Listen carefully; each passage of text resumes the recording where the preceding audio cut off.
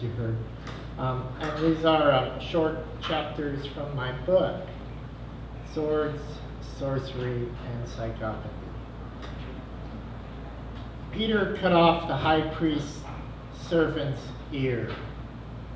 Did it land ear to the ground to hear the rumblings of the hellbound train to come?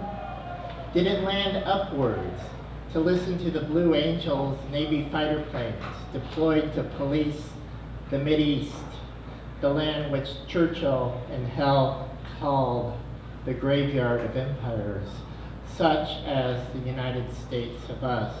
But the disarticulated question is mute to answer its own riddle, because the ear was miraculously reattached to the auditory cortex of the servant of the high priest. The sword lives by itself, but those who live by sorcery die by psychopathy. The ear hears them. The ear that hears them will be put to the sword.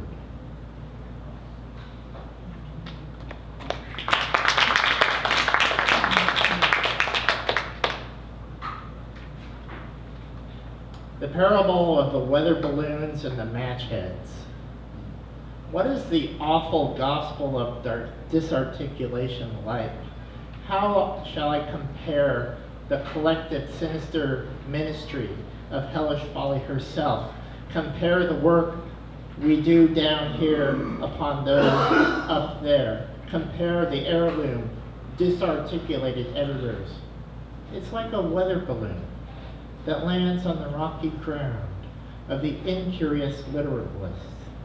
And they say it's of human origin, but just one weather balloon that lands and takes root in Roswell, New Mexico, the fertile soil of abundant harvest of souls at the Alien Abduction Festival. The matchhead dreams of four-alarm infernos on earth and in heaven, but in the end, we'll only light one cigarette.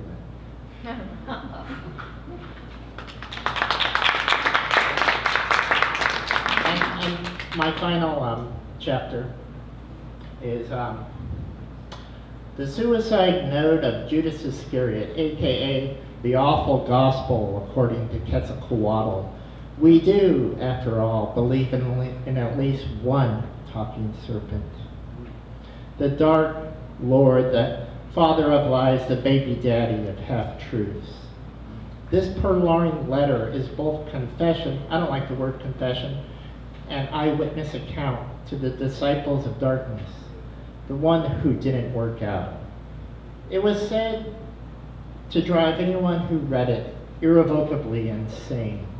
The Gospel of Judas is what Calvin Marx claimed to be the antidote to the truly poisonous self-help book, so he says, that undermined his self-worth.